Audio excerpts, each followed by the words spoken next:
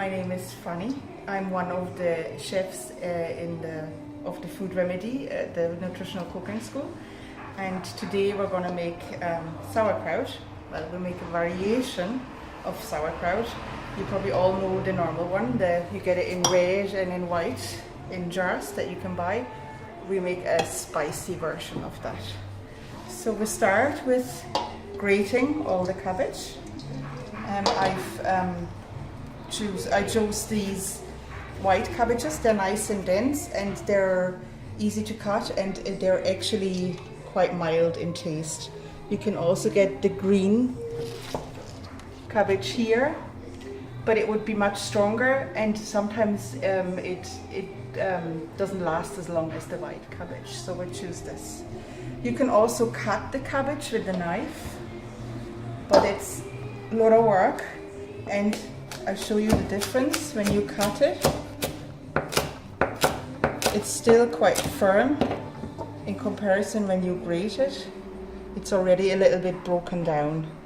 So I find it easier to work with the grated one, or the one that I use the mandolin with. So I quarter my cabbage, and then not too much pressure. Grate it. So we have a good bit there, that's enough. And then we use a bit of sea salt to draw the water. So for this is about a head of cabbage, 2 good pinches, and then we start massaging this in. You can squeeze it a bit, and then you can leave it stand for about 10-20 minutes, and you can see how the water comes out, and that is the water that we need to preserve the sauerkraut. And while this happens, we'll make a little spicy paste. So I brought some chili and some ginger and some turmeric and a few nice leaves of basil.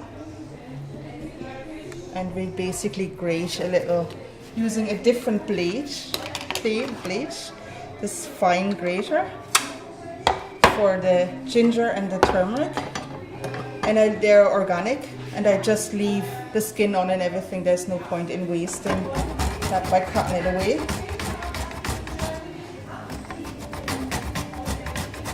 And just grate this.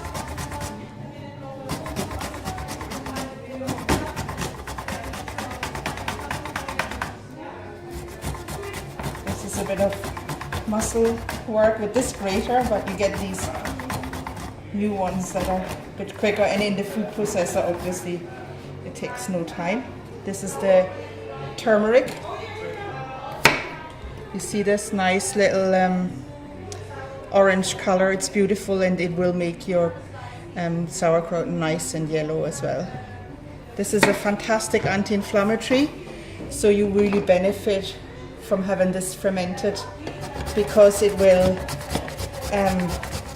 the fermentation will unlock all the active ingredients. It's a nice color. Now the only downside with turmeric is you're going to be yellow. But it's a price, an easy price to pay. So we have our ginger and our turmeric here. And then some chili. Now it really depends how spicy you like it. We're going to make it nice and spicy and keep all the seeds in, but you can remove them like this, and then you won't have it as spicy. So cut it as fine as possible.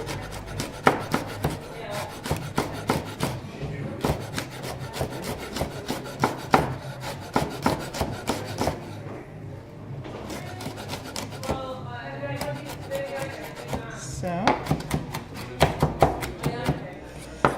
if you have a pestle and mortar, you can also do this in a pestle and mortar. So, goes in there. Some lovely colors together. And don't forget to wash your hands really well after this, and don't rub your eyes. That's what I regularly do. This is a bit of garlic from the garden.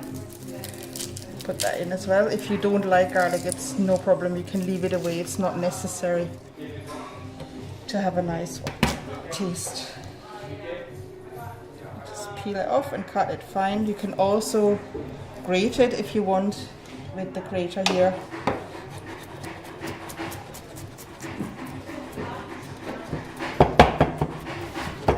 Cut it fine. And just make a little paste. It's easier, it's broken down and it's easier to digest. So,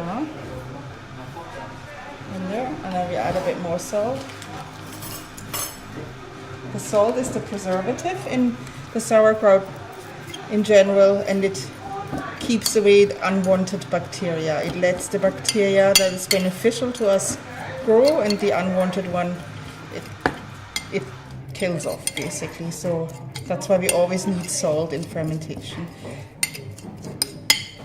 So you can squeeze it a bit. So this is kind of a paste. You can make it paste in the pestle and mortar or in the food processor, but this will do. This will flavor your sauerkraut very nicely. So now it's already starting to sweat, I call it. I don't know if you can see this, but it's glistening a little bit, so the water starts coming out. And that is actually quite important for the method that I show you today. There's different methods of making sauerkraut, but in this case we want to get as much water, so now you can see it's coming out. So we take a jar, and for this method I recommend a jar that you can proper close with a rubber ring, and then I just layer in sauerkraut or cabbage at this stage. Usually I'm gonna fill it full, and then we'll put in some of our paste. One layer, and then basil leaves on top, and then more of the cabbage, and then you really need to press it down, and you press it until you have enough space to fill it up again, and until the water starts coming out. It's a bit of muscle work, but it's worth it. So you see it's quite dense now. Got half the jar full.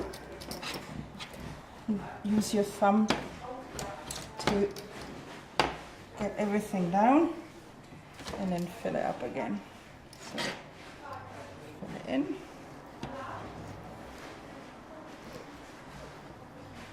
And more of our paste.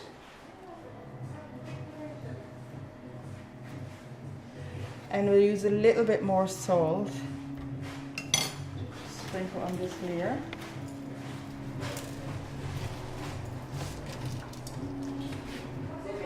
Basil.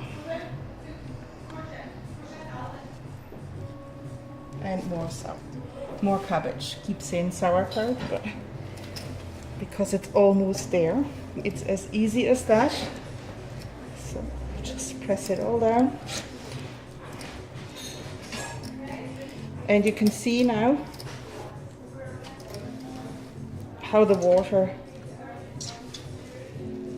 comes up to the top. That's what you want. That's what you need. So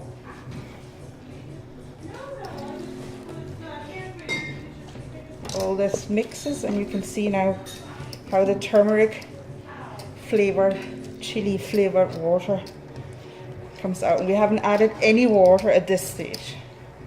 It's only what's in the cabbage. So, one more layer. This is going to be nice and spicy. There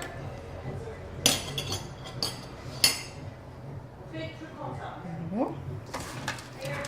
see how much we get in there now.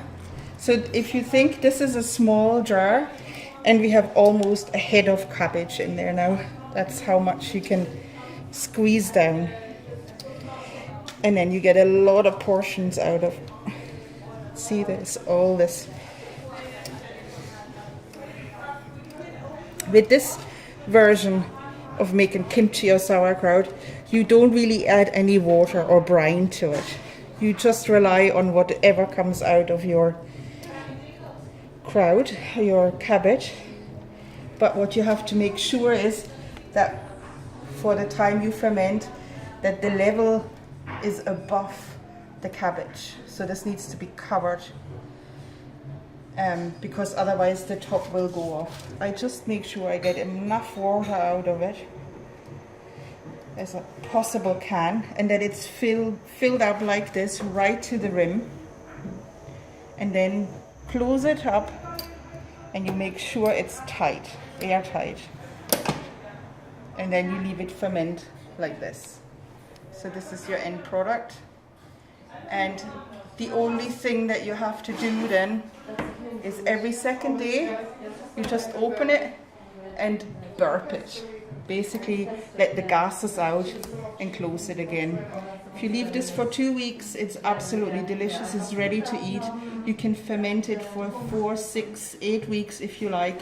It just becomes stronger and stronger. But this, after 2 weeks, is a beautiful tasting kimchi sauerkraut mix.